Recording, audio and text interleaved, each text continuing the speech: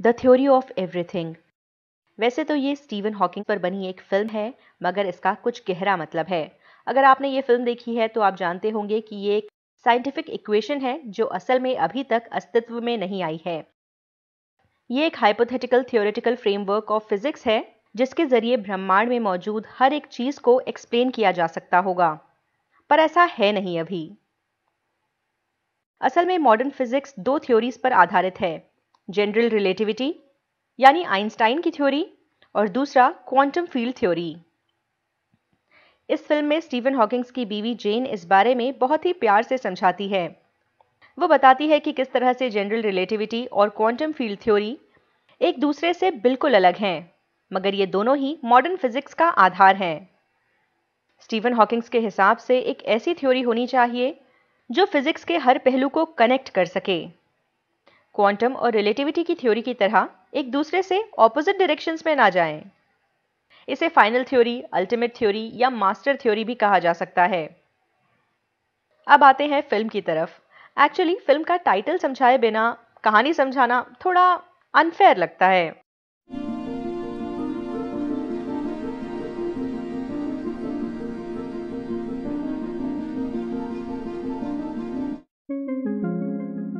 कहानी की शुरुआत होती है स्टीफन हॉकिंग से, जिसकी उम्र 21 साल है। वो यूनिवर्सिटी ऑफ कैम्ब्रिज में एक रिसर्च स्कॉलर है।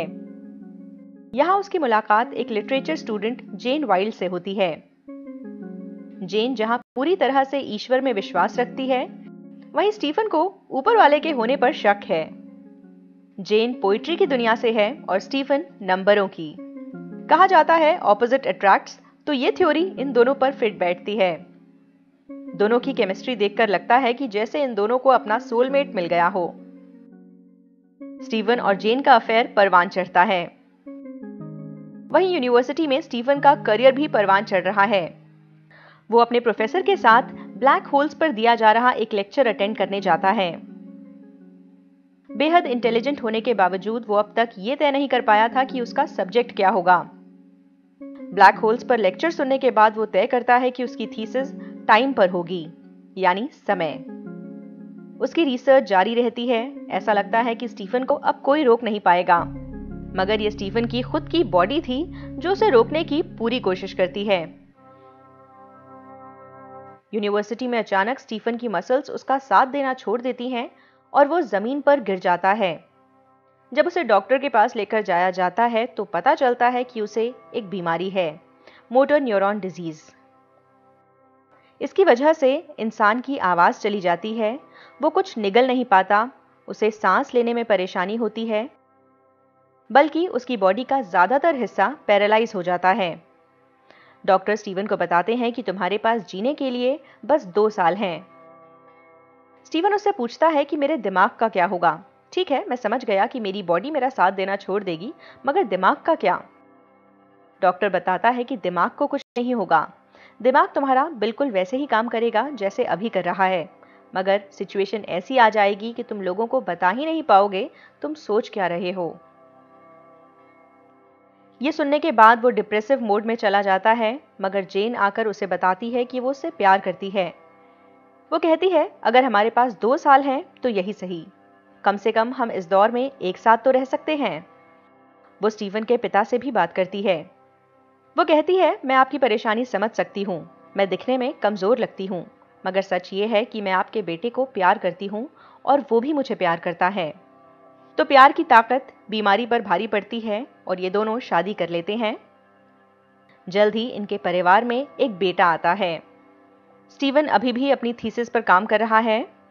वो एक पॉसिबल सिनेरियो को कंसिडर करता है जिसे बिग क्रंच कहा जाता है। जैसे बिग बैंग के हिसाब से यूनिवर्स एक्सपैंड हो रहा है, वहीं बिग क्रंच बिग बैंग का ऑपोजिट है। वो मानता है कि जैसे बिग बैंग ने दुनिया को क्रिएट किया, उसी तरह से बिग क्रंच से दुनिया खत्म होगी, यानी फैलता हुआ एक्सपैंड करता हुआ ब्रह्मांड वापस सिमट कर 0 पर आ जाएगा और फिर से बिग बैंग होगा। सारी फिजिक्स एक तरफ, मगर स्टीफन को तो बायोलॉजी परेशान कर रही है। अब वो चल नहीं सकता, उसे व्हीलचेयर पर डिपेंडेंट होना पड़ेगा। हम देखेंगे कि वो व्हीलचेयर को एक्सेप्ट करने में झिझकता है, मगर बाद में जब उसके पास कोई ऑप्शन नहीं बचता तो वो इसे ही इंजॉय करने लगता है।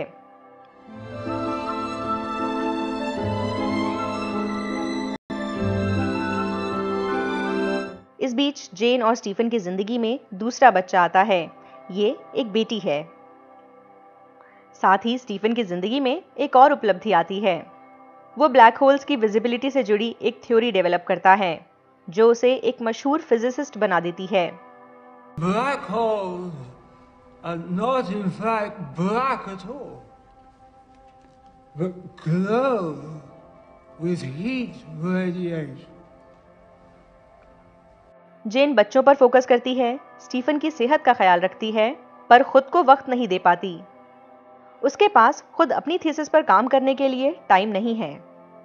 एक बार वो स्टीफन को गुस्से में कहती भी है कि उसे मदद की जरूरत है। बाद में वो अपनी माँ के कहने पर चर्च कॉयर ज्वाइन कर लेती है। यहाँ पर उसकी मुलाकात जॉनथन से होती है। जॉनथन की बीवी की 1 साल पहले ही मौत हुई है। वो अपनी जिंदगी में अकेला है। वो बहुत ही जल्द हॉकिंग फैमिली का हिस्सा बन जाता है। अनयूजुअल रिश्ता है, मगर सिचुएशन भी अनयूजुअल है। स्टीफन को एहसास होता है कि जेन को जॉनथन की जरूरत है, बल्कि हॉकिंग परिवार को ही जॉनथन की जरूरत है। स्टीफन हॉकिंग, जो एक गिफ्टेड माइंड है, अपनी पत्नी की जरूरतों को समझता है। जॉनथन और जेन के रिश्ते को लेकर वो साफ लफ्जों में अपनी रजामंदी देता है। जेन हॉकिंग का एक इंटरव्यू पढ़ रही थी मैं, उसमें उन्होंने कहा था कि स्टीफन ने मुझे साफ साफ कहा था, मुझे किसी भी बात से ऐतराज नहीं है अगर तुम मुझे प्यार करती रहो। जेन स्टीफन को प्यार करती है, मगर उसे एक ऐसा साथी चाहिए जो उसके कदम से कदम मिलाकर चल सके, जो जिंदगी की बेसिक नीड्स को पूरा करने में उसकी मदद कर सके। वो बच्चों को संभालता है, परिवार का ख्याल रखता है, और स्टीफन भी उसे एक्सेप्ट कर लेता है। इनके परिवार में अब तीसरा बच्चा आता है। रिश्तेदारों को जॉनथन का होना नागवार गुजरता है। जेन से सवाल होता है कि ये तीसरा बच्चा किसका है, जॉनथन का या स्टीफन का।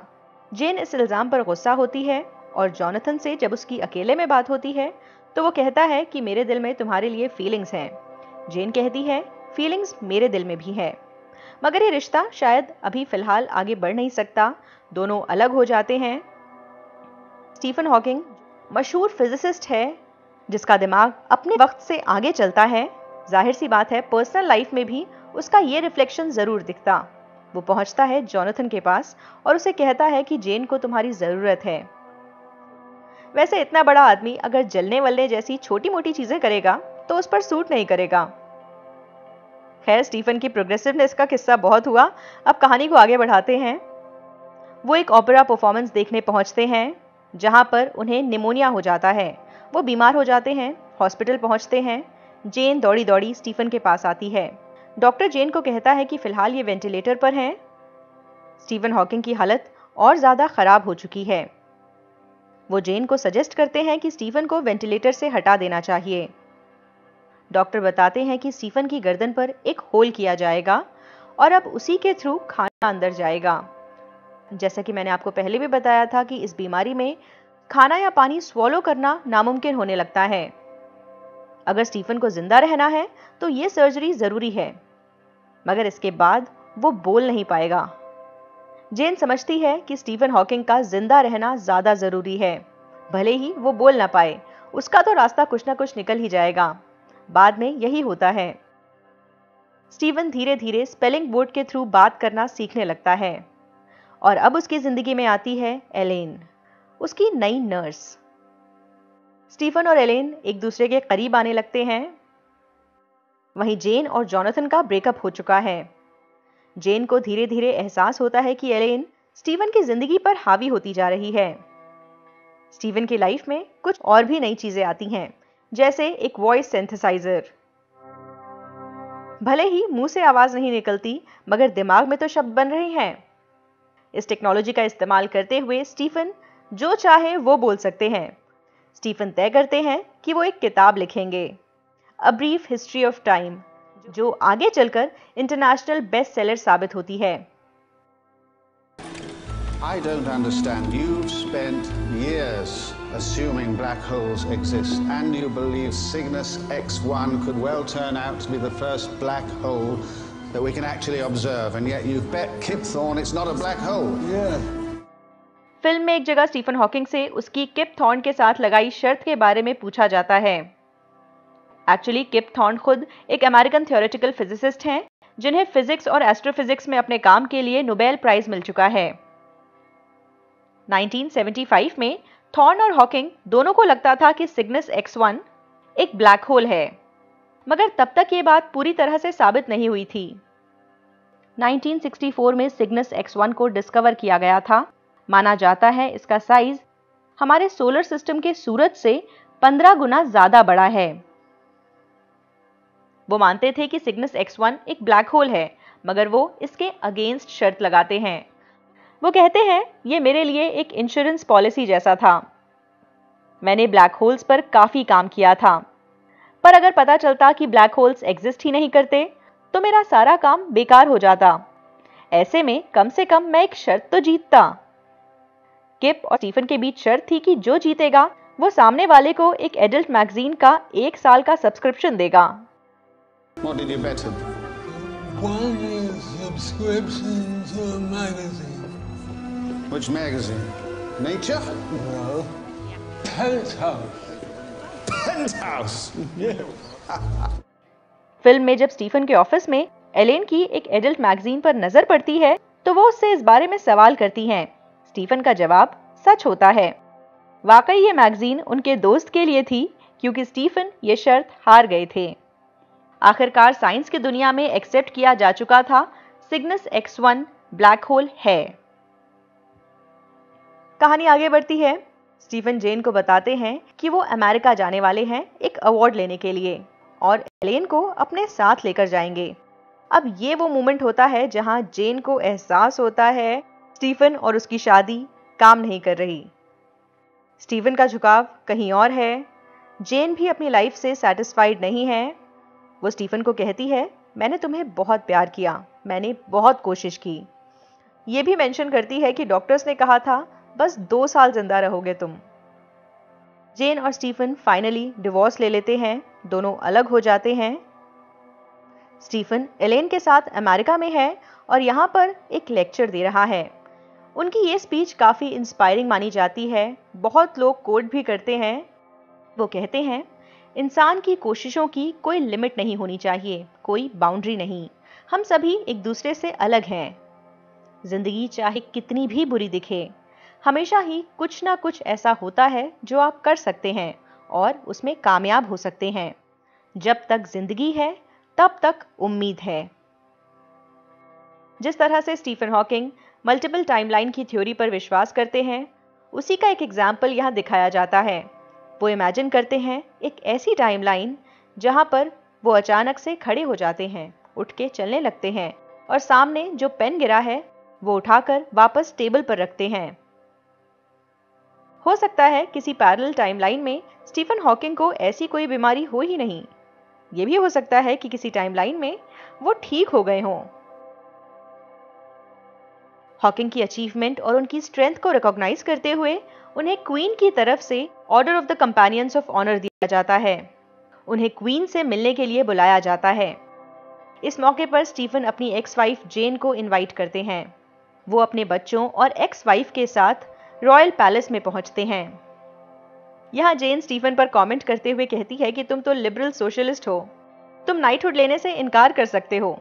एक्चुअली स्टीफन ऐसा ही करते हैं बाद में। फिल्म में रीजन नहीं दिया गया, मगर जब मैंने पढ़ा तो पता चला प्रोफेसर हॉकिंग ने नाइटहुड लेने से इनकार कर दिया था और इसकी वजह बताई थी कि सरकार की तरफ से साइंस को प्रॉपर फंडिंग नहीं मिलती। नाइटहुड ठुकराना उनका विरोध था। फिल्म एक हैप्पी नोट पर खत्म होती है, जहां जेन और स्टीफन अपने बच्चों की तरफ देख रहे होते हैं। स्टीफन कहते हैं, देखो हमने क्या बनाया। वो अपने तीनों बच्चों की तरफ इशारा करते हैं। अब मैं आपको बताती हूं कि आगे क्या हुआ था जो फिल्म में नहीं दिखाया गया। एक्चुअली स्टीफन हॉकिंग ने एलेन से शादी कर ली थी। शादी के बाद उन्होंने कहा था, यह कमाल का है, मैंने उस औरत से शादी कर ली है जिससे मैं प्यार करता हूं। जेन की शादी भी जॉनथन से हो चुकी थी। एक ऐसा भी दौर आया जब जेन और उसके बच्चे स्टीफन से बिल्कुल कट गए। बाद में स्टीफन हॉकिंग की कुछ नर्सेज ने उनकी नई बीवी पर कुछ इल्जाम लगाए। उनके हिसाब से हॉकिंग को पीटा जाता है, उन्हें टॉर्चर किया जाता है, उन्हें गाली भी दी जाती है। रिपोर्ट्स के हिसाब से नर्सेज ने कहा कि एलेन स्टीफन के साथ बहुत बुरा बर्ताव करती थी। पुलिस इन्वेस्टिगेशंस चली मगर हॉकिंग ने किसी के खिलाफ कोई कंप्लेंट नहीं की। बाद में स्टीफन और एलेन ने तलाक ले लिया। साल 2007 में जेन ने किताब लिखी जिसका नाम था travelling to infinity, my life with Stephen. इस फिल्म की कहानी इसी किताब पर आधारित है, इसीलिए शायद इसमें पर्सनल एंगल थोड़ा ज्यादा है। जो अगली डिटेल्स फिल्म में छूट गई थी वो मैंने आपको बता दी हैं। पसंद आए तो लाइक जरूर करिएगा, अपने दोस्तों के साथ शेयर भी कर लीजिए। बाय।